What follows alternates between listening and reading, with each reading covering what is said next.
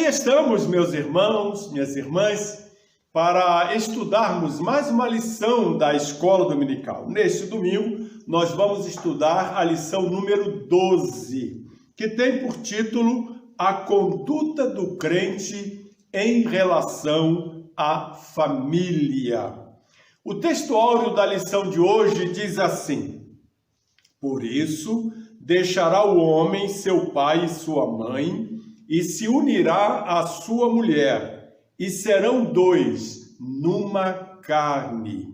Efésios capítulo 5, versículo 31.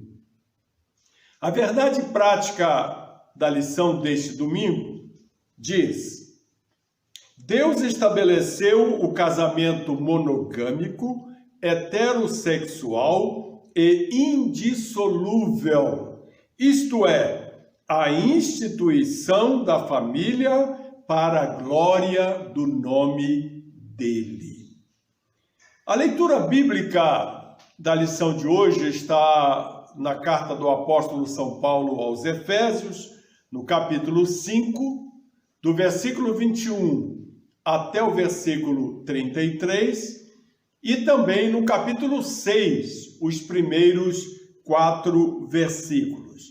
Nós vamos fazer a leitura da lição durante a aula. À medida que formos avançando no ensino da aula de hoje, faremos então a leitura bíblica de acordo com o assunto que estivermos tratando naquele momento. Nesta lição, nós veremos a definição do termo conduta. O que significa conduta? Estudaremos como a mulher deve se comportar no seu lar. Pontuaremos o papel do marido no matrimônio. E, por fim, notaremos qual deve ser o relacionamento entre pais e filhos.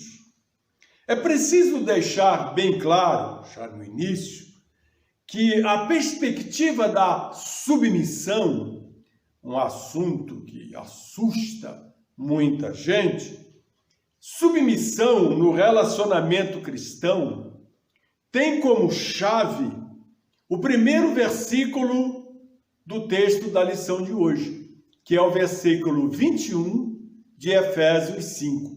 O que diz este versículo? Sujeitai-vos uns aos outros no temor de Deus. Então vejam vocês, esta submissão, ela é uma submissão para todos os atores da família.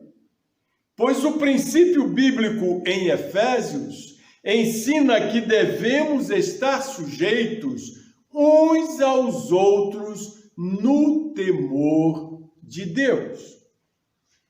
Como falamos na introdução, vamos então iniciar o comentário desta lição definindo o termo conduta. Como nós vimos, nesta lição nós vamos estudar a definição do termo conduta, como a mulher deve se comportar no seu lar, pontuar o papel do marido no matrimônio e, por fim, o relacionamento entre pais e filhos. Começando, então, sobre o termo conduta. O dicionário da língua portuguesa, de Antônio Vaz, define conduta como modo de agir, de se portar, de viver. Conduta é procedimento. Portanto, meus amados, Deus constituiu a família e estabeleceu as normas de conduta para o relacionamento entre seus membros. Na Bíblia, o Manual Divino, nós encontramos as verdades fundamentais que orientam a família em todos os tempos, inclusive em nosso tempo. É dever de todo cristão ter uma conduta íntegra, independente do modelo e dos padrões da sociedade moderna. É o que está contido no texto de Filipenses, capítulo 2, versículo 15. Vejam só o que diz o texto bíblico. Sejam irrepreensíveis e sinceros, filhos de Deus inculpáveis, no meio de uma geração corrompida e perversa, entre a qual resplandeceis como astros no mundo. Portanto, conduta tem a ver com os nossos comportamentos, a maneira como nós procedemos no relacionamento familiar. Vejamos então o próximo item da lição, que é a conduta da mulher cristã no seu lar. A palavra de Deus apresenta o perfil da mulher virtuosa como sendo uma mulher capaz de construir a grandeza do seu lar. Mas a Bíblia também mostra o oposto, revelando que a mulher tola é capaz de destruir o lar. É o que diz Provérbios, capítulo 14, versículo 1. Toda mulher sábia edifica a sua casa, mas a tola derriba com as suas mãos.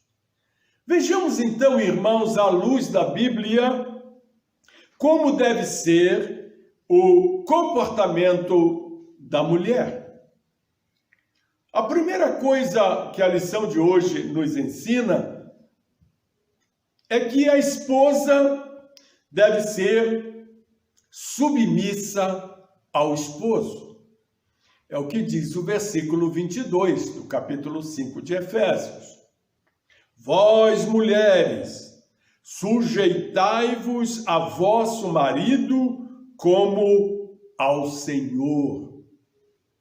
A expressão submissão quer dizer submeter-se, obedecer, subordinar. Não se trata de uma determinação paulina, não é algo da cabeça de Paulo, e sim de um princípio divino que visa a boa ordem na família.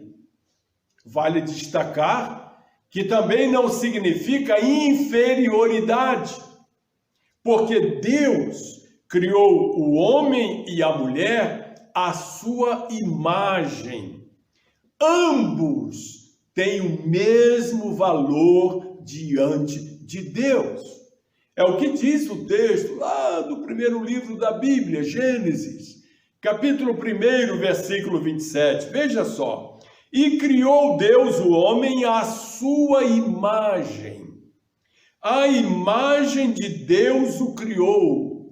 Macho e fêmea os criou. O que o versículo está dizendo é que macho e fêmea, Deus os criou à sua imagem. Este é o sentido do texto. O homem e a mulher foram criados à imagem e semelhança de Deus.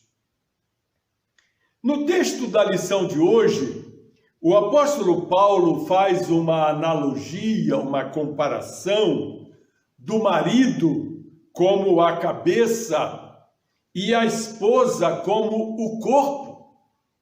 Logo, a cabeça não pode viver sem o seu respectivo corpo. E nem o corpo pode viver sem a sua cabeça. Um depende do outro. Veja se não é isto que está escrito no texto de Efésios 5, versículos 23 e 24. Porque o marido é a cabeça da mulher, como também Cristo é a cabeça da igreja, sendo ele próprio o Salvador do corpo. De sorte que, assim como a igreja está sujeita a Cristo, assim também as mulheres sejam em tudo sujeitas a seu marido. Meus irmãos e minhas irmãs, a sujeição da mulher a seu marido não pode ser interpretada como subserviência, como arbitrariedade, como humilhação da parte do marido, como depreciação da parte do marido. Não deve ser ordenada pelo marido, mas esta submissão, ela deve ser exercida de maneira voluntária, carinhosa e decente pela mulher. A ordem é irrestrita, aplicando-se a toda mulher cristã, não importa quais possam ser suas próprias habilidades, não importa a sua instrução, não importa o conhecimento que ela tem da Escritura, não importa a sua maturidade espiritual, ou qualquer outra qualificação que ela tenha em relação ao seu marido. A expressão como ao Senhor indica que sua postura de sujeição ao marido é um ato de obediência ao próprio Deus. Ao próprio Deus. Por outro lado, a lição de hoje também aborda, em terceiro lugar, a conduta cristã do homem no matrimônio. Não podemos ficar com a atenção voltada só para a mulher. Nós precisamos ver o que o texto sagrado também fala para o homem. Veja bem, em primeiro lugar, o texto diz que o marido deve amar sua esposa como Cristo amou a sua igreja. É o texto de Efésios capítulo 5, versículos 24 e 25, que diz assim: vós, maridos, amai vossa mulher, como também Cristo amou a igreja e a si mesmo se entregou por ela. Vejam vocês que Paulo usa o amor de Cristo pela igreja para dizer que de forma semelhante o esposo... Vou pegar um golinho de água aqui.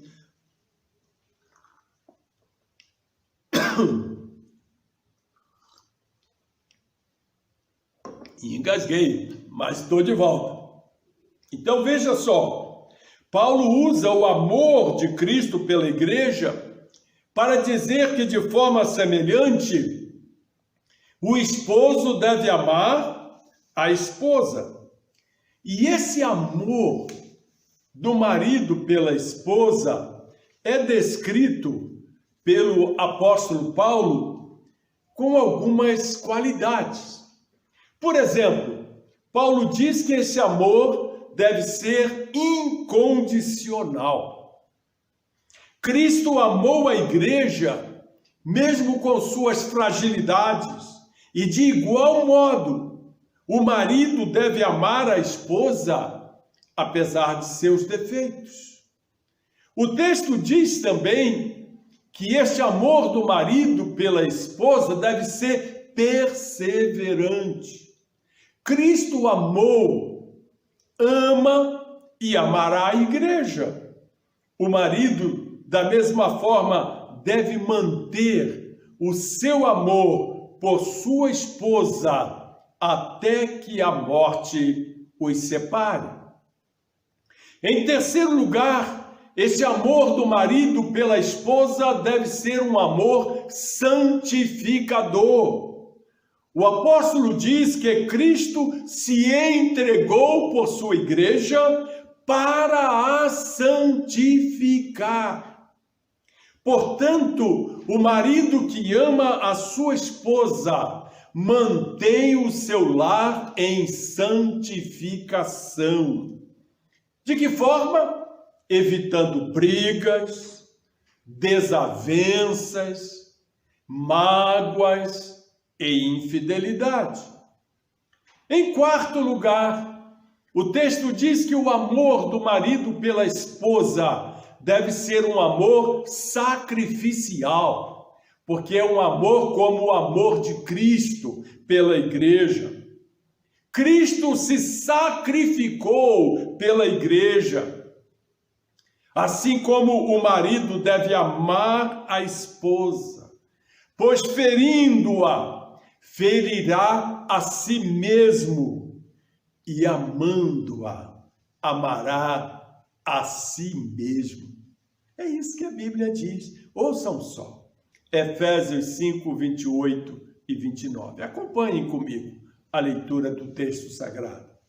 Assim devem os maridos amar a sua própria mulher como a seu próprio corpo. Quem ama a sua mulher, ama-se a si mesmo, porque nunca ninguém aborreceu a sua própria carne. Antes, a alimenta e sustenta, como também o Senhor a igreja. E em último lugar, em quinto lugar, este amor do marido pela esposa deve ser um amor romântico. Cristo se sacrificou pela igreja e, desta forma, ele não só se sacrificou pela igreja, como ele também cuida da igreja e alimenta a igreja, como nós lemos em Efésios 5 e 29. O marido deve seguir o mesmo padrão, demonstrando seu romantismo por palavras, mas também por obras, ou seja, dedicando-lhe tempo e agradando-lhe. É o que está em 1 Coríntios, capítulo 7, versículo 33. O que é casado cuida das coisas do mundo, em como há de agradar a mulher. Nós já vimos então o que significa conduta, vemos o amor da mulher, vimos o amor do marido, e agora, em quarto lugar, vamos aprender um pouco sobre a conduta cristã no relacionamento entre pais e filhos. É dever essencial dos pais dar aos filhos a instrução e a disciplina condizente com a formação cristã. Os pais devem ser exemplos de vida e conduta cristã, e se importar mais com a salvação dos filhos do que com o seu próprio emprego, a sua profissão, o trabalho na igreja ou posição social. Vejamos a exortação paulina aos pais.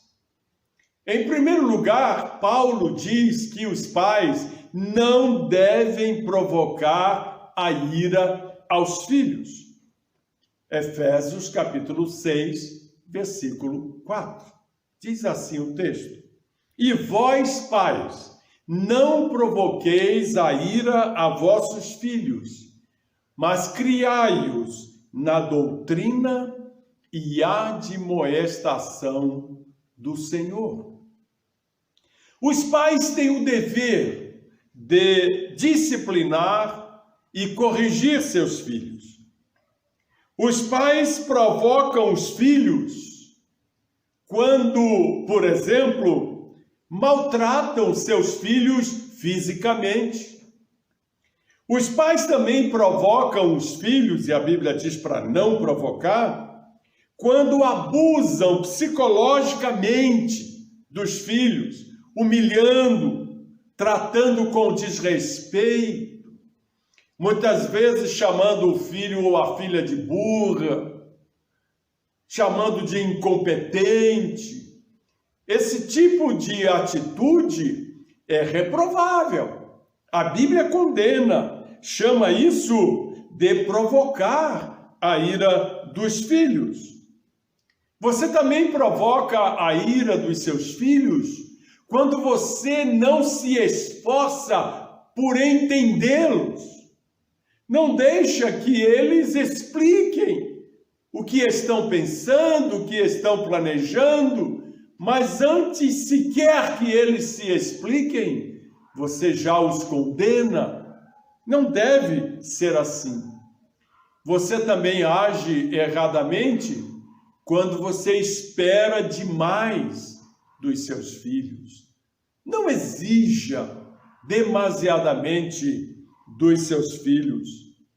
Não forcem os seus filhos a aceitar os seus alvos e os seus ideais de vida.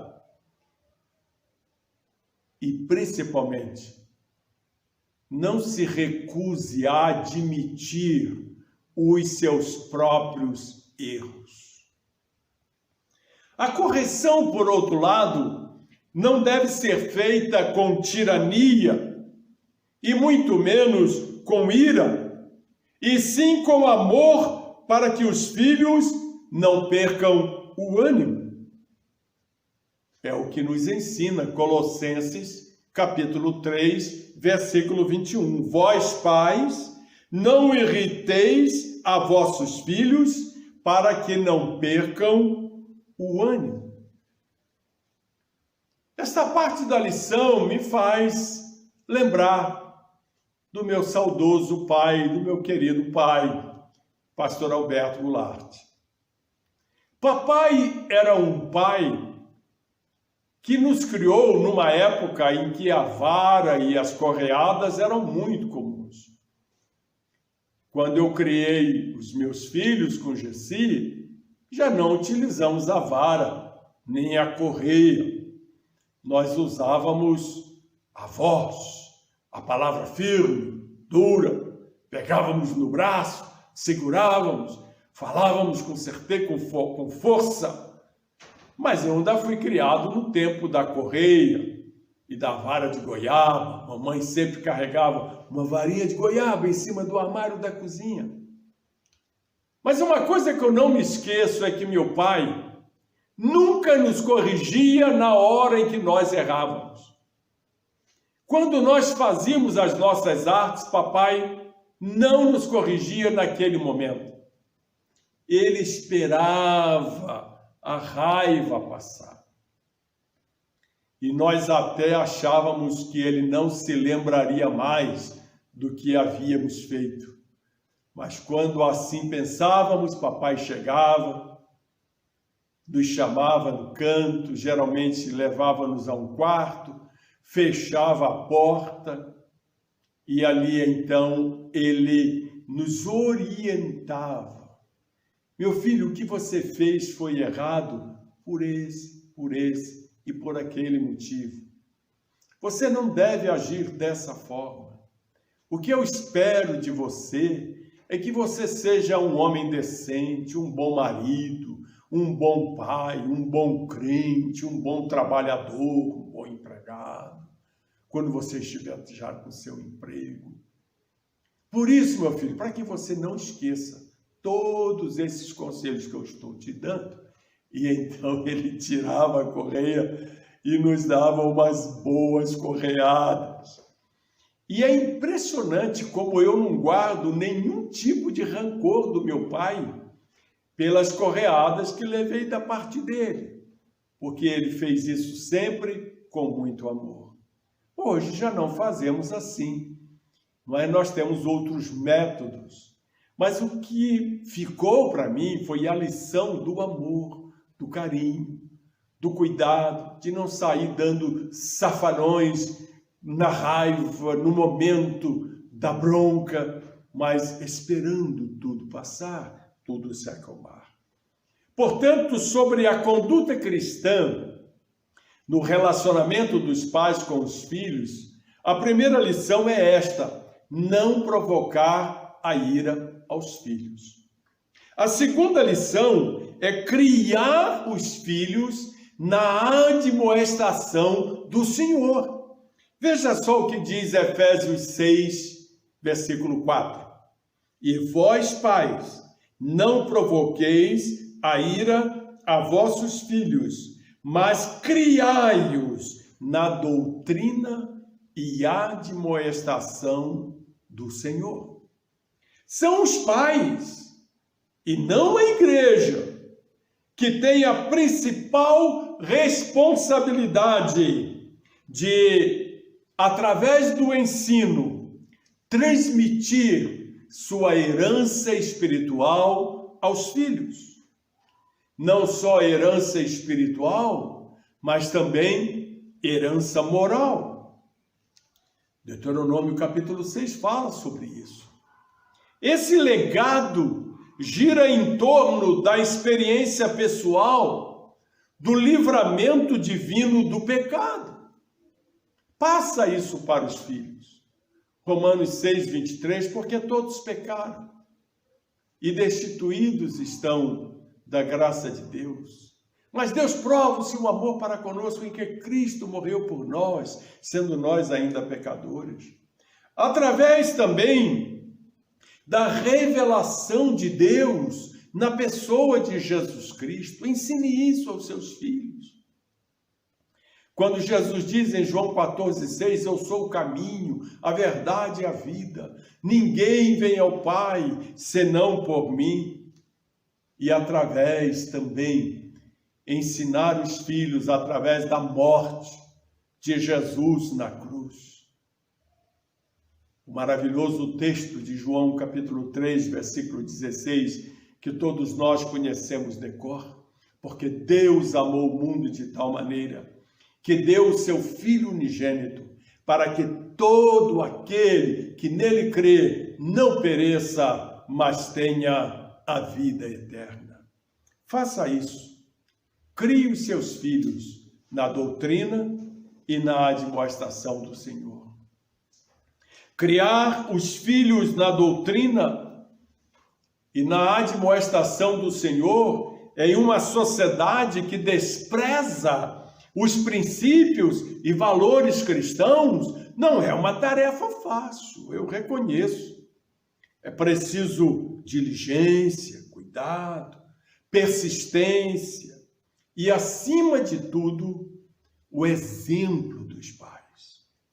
Pais que ouvem, que obedecem e amam a Deus, servem de modelo para os filhos e, consequentemente, os filhos seguirão o exemplo dos pais. Um outro aspecto da conduta cristã no relacionamento entre pais e filhos está relacionado agora não do lado dos pais, mas do lado dos filhos. Primeiro, o dever dos filhos no relacionamento com seus pais. É o que está aqui nos 3 primeiros versículos de Efésios 6, que faz parte da leitura bíblica da lição de hoje. Diz assim: vós, filhos, sede obedientes a vossos pais no Senhor, porque isto é justo. Honra a teu pai e a tua mãe, que é o primeiro mandamento com promessa, para que te vá bem e vivas muito tempo sobre a terra. Meus queridos filhos, existem padrões divinos para o marido e a mulher, mas também padrões divinos para os filhos. Eles consistem no dever de honrar, respeitar e obedecer os pais, bem como lhes serem agradecidos, evidenciando a dignidade de serem filhos. Um outro aspecto muito interessante que a lição de hoje destaca na relação dos filhos com os pais é a obediência e a honra aos pais. Está nos 2 primeiros versículos de Efésios 6. Vós, filhos, sede obedientes a vossos pais no Senhor, porque isto é justo. Honra teu pai e a tua mãe, que é o primeiro mandamento com promessa. Os filhos devem estar debaixo da autoridade dos pais, em submissão e obediência, porque é um mandamento de Deus. Está lá em Êxodo capítulo 20. Paulo apresenta 4 razões para os filhos obedecerem aos pais. Primeiro, porque é justo. Segunda, porque é um mandamento. Terceiro, porque faz bem, diz o texto, para que te vá bem. E quarto, porque lhe dará longevidade. Há uma diferença entre obedecer e honrar. Obedecer significa agir de acordo com as instruções recebidas. Honrar significa respeitar e amar. O apóstolo Paulo afirma que a obediência aos pais pelos filhos é agradável ao Senhor. Está lá em Colossenses 3:13.